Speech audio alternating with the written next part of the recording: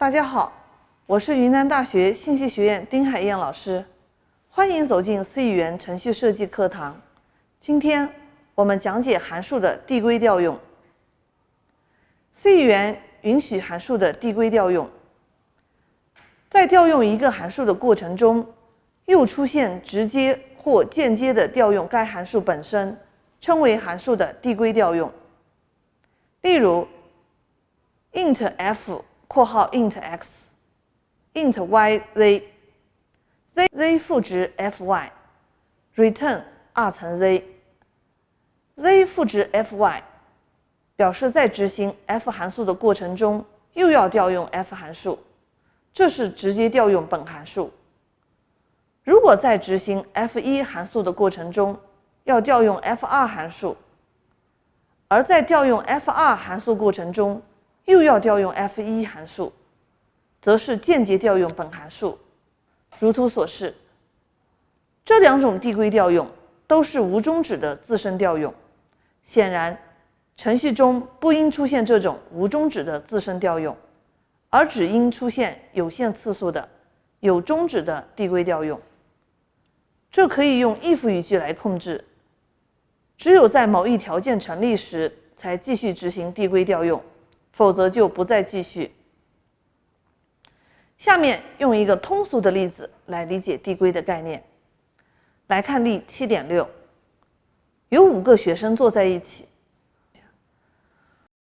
问第5个学生多少岁，他说比第4个学生大2岁。问第4个学生岁数，他说比第3个学生大2岁。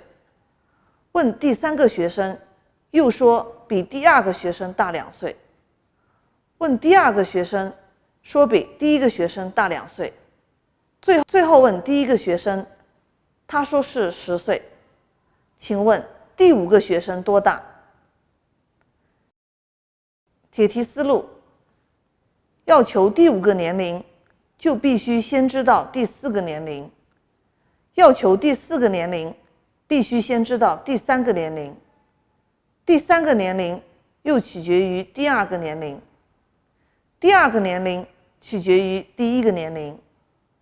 每个学生年龄都比其前一个学生的年龄大2，即 age5 等于 age4 加2，age4 等于 age3 加2，age3 等于 age2 加2，age2 等于 age1 加2，age1 等于10。可以用数学公式表示如下 ：age_n 等于10，n 等于1；age_n 等于 age_n 减1加2，n 大于1。当 n 大于1时，求每位学生的年龄的公式是相同的，因此可以用一个函数表示上述关系。下图表示求第5个学生年龄的过程。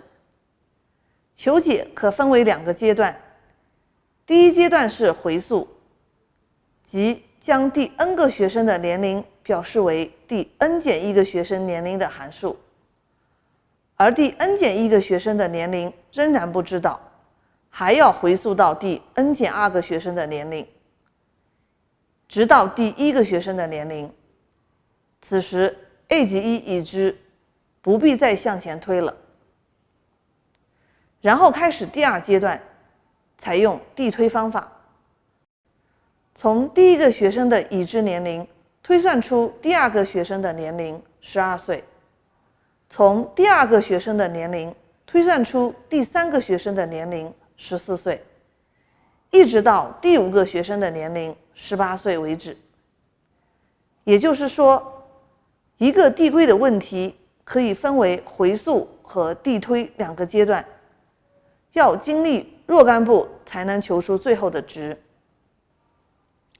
显然，如果要求递归过程不是无限制进行下去，必须具有一个结束递归过程的条件。例如 age1 等于10就是使递归结束的条件。用一个主函数调用 age 函数，求得第5个学生的年龄。程序如下： int age int n 声明函数 age printf age 5输出第5个学生的年龄。用 age 函数来描述上述递归过程。int age int n 这是定义递归函数。花括号 int c 是用来存放函数返回值的变量。if n 等于1 c 赋值10。如果 n 等于1，年龄为10 else c 赋值 age n 减1加2，否则年龄是前一个学生的年龄加2。return c 返回年龄。程序运行结果为18岁。main 函数中实际上只有一个语句，整个问题的求解全靠一个 age 5函数调用来解决。函数调用过程如图所示。age 函数共被调用5次，即 age 5、age 4、age 3、age 2、age 1。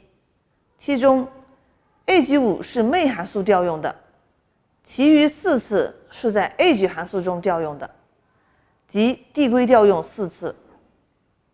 在某一次调用 age 函数时，并不是立即得到 age n 的值，而是一次又一次的进行递归调用，到 age 1时才有确定的值，然后再递推出 age 2、age 3、age 4、age 5。n 等于1时，执行 c 赋值10，即不再进行递归调用 age 函数了。递归函数结束。下面来看例 7.7， 用递归方法求 n 的阶乘。解题思路：求 n 的阶乘可以用递推方法，即从1开始乘2，再乘3，一直乘到 n。递推法的特点是从一个已知的事实，如1的阶乘等于1出发，按一定规律推出下一个事实，如2的阶乘等于1的阶乘乘以2，再从这个新的已知的事实出发，再向下推出一个新的事实，3的阶乘等于3乘以2的阶乘 ，n 的阶乘等于 n 乘以 n 减1的阶乘。解题思路：求 n 的阶乘也可以用递归方法，即5的阶乘等于4的阶乘乘5，而4的阶乘等于3的阶乘乘4，等等，1的阶乘等于1。可用下面的递归公式表示 ：n 的阶乘等于1 ，n 等于0或1。n 的阶乘等于 n 乘 n 减1的阶乘 ，n 大于1。主函数如下 ：int fact int n 是 fact 函数声明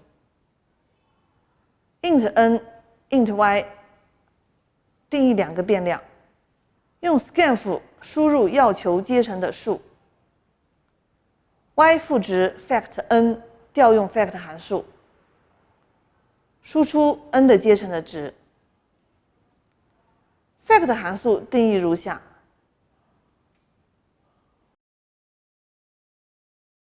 ：int fact int n 花括号 int f， 如果 f 小于0，输出数据错误 ；else if n 等于0或者 n 等于1 ，f 赋值1。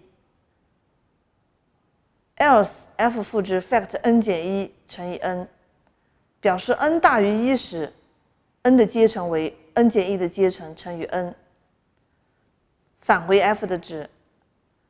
程序运行，输入10，输出10的阶乘等于3628800。若编译系统为 int 数据分配4个字节，能表示的最大数如下。如果结果超出 int 型数据的最大值，会发生溢出。可将 f、y 和 fact 函数定义为 float 或者 double 型。调用递归函数 fact5 的过程如图所示。请注意，每次调用 fact 函数后，其返回值 f 返回到哪里？应返回到调用 fact 函数处。例如，当 n 等于2时，执行 f 赋值 fact1 乘以2，再调用 fact1，返回值为1。这个1就取代 f 赋值 fact1 乘以2中的 fact1，从而 f 赋值1乘2等于2。其余类似，递归终止条件为 n 等于0或 n 等于1。好了，同学们，函数的递归调用我们就学到这儿，下节课再见。